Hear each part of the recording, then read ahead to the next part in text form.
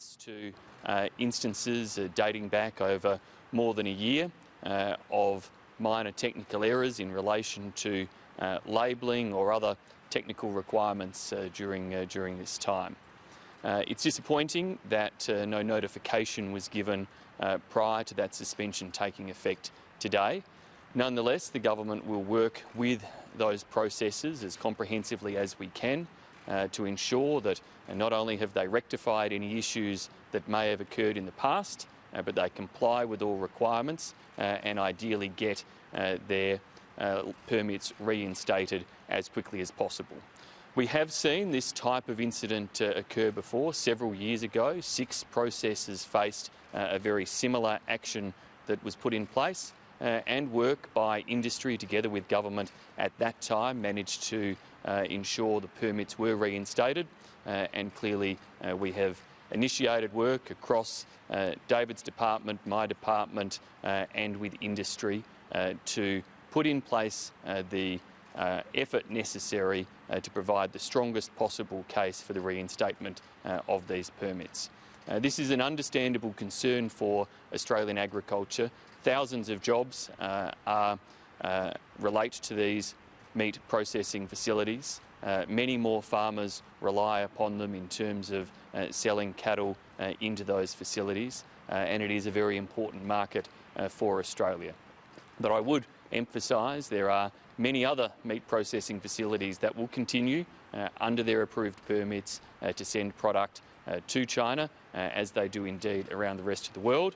But we will work as hard as we can with this industry, just as we are with the barley industry, to get the right outcome for them, which is the reinstatement of those permits. I'll let David say a few words and then we can take some questions. Thanks, Simon. Thanks for your work. Can I just say I'm proud of our processing sector and the maturity in which they are handling this. There is a level of constructive nature in how they want to deal with this, to understand as quickly as they can, to appreciate what has gone wrong and how do they fix it. And that means we've got a mature industry that's prepared to work collaboratively with our trading partners, understanding our trade is so important to our Australian agricultural sector, particularly the beef sector. So we'll continue to work constructively at government-to-government level, but also from these processes that have been impacted by this, work with them constructively both here and in China to ensure we rectify this as quickly as we possibly can. But it's also a real lesson to all exporters, whether it be to China or anywhere else around the world. There are standards in which you are meant to keep, and you have to adhere to that. So if you don't, we've got to understand what's gone wrong and how do we fix it quickly. So just to all those exporters around the world, please do not take anything for granted. Make sure that you keep the standards in which you are asked to send that product into another country, because we want to keep the continued supply of beef and other agricultural products going, and we'll continue to do that being a good trading partner, living by the rules. Minister Birmingham, is China coming good on its threats for economic consequences for Australia in an investigation into the origins of coronavirus? And how are you going to prevent this return to other sectors and other industries? Well, the Australian government will treat each issue that comes before us on its merits, and we expect that other governments ought to do likewise. So on these matters, we, as David has just acknowledged, recognise that the right to export into other countries, just as the right to import into Australia, is one where businesses have to meet certain standards and comply with those standards. And all Australian processors and producers must meet the standards of the countries that they are importing their product into.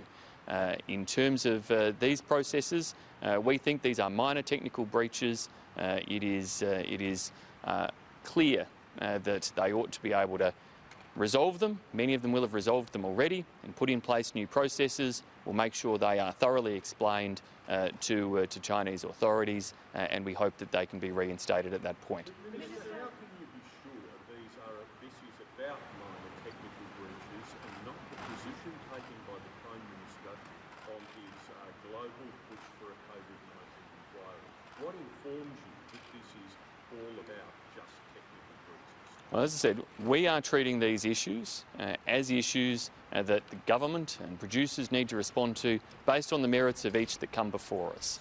Now, We can talk about the need for an inquiry and investigation into COVID-19, and as I've been very clear, Australia, in terms of the setting of our public health policies and our national security policies, does so firmly in Australia's national interests. And I think right around the world, people would expect that when hundreds of thousands of people have died, millions of people have lost their jobs, and billions of people have had their lives disrupted, of course there should be a thorough investigation and inquiry into it.